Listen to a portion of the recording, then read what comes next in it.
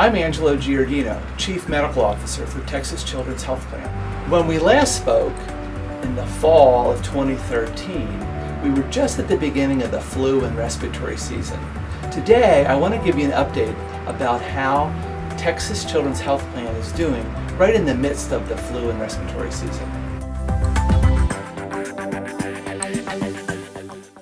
As you've seen in your practices, there's been a lot of flu activity. The CDC tracks the states in terms of flu activity, and as you can see on the screen, Texas has seen widespread activity. In fact, we're really at the forefront of the respiratory season.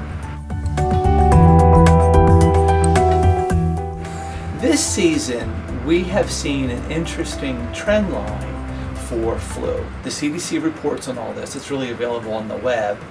And what we see is that it's been an early flu season. Usually, flu peaks in January and February. But in this season, the steep part of the curve was in November and it peaked in December. And in the first few weeks of the year, it started to decline. Now, it's still around, but it's declining.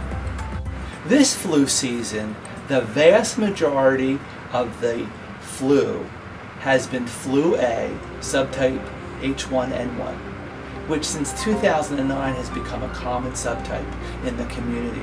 I think it's important to understand H1N1 is in the vaccine, so that is really great news.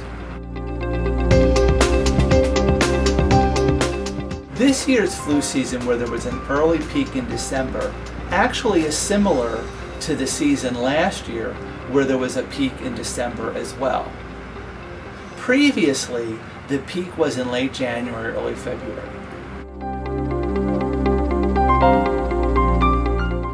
We're in the midst of the flu season right now, so looking at preliminary data, it appears that our primary care network physicians have done a great job at immunizing thousands of children. When I look at year-to-year comparisons in terms of ER visits and hospitalizations, it really does appear like the immunizations are working well.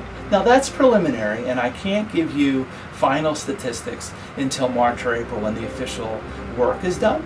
So when the official reports come out, we'll provide you an update probably in March or April. So to sum up, we're still focused on prevention. Please immunize children in your practice. There's still time for them to get the shots, develop an immune response, and avoid the flu, because we still have a couple more months left. In addition, it's really important for everybody on your staff to be vaccinated against the flu, because we do not want any transmission from healthcare providers to the members. And practice good respiratory hygiene. The CDC is a great resource for both you and your patients, and they have good handouts that you can give the patients around respiratory hygiene. You can find these handouts at the links below. Thank you for taking the time listening to our update on the flu and respiratory season. We look forward to giving you an update in a few months. Hope to see you then.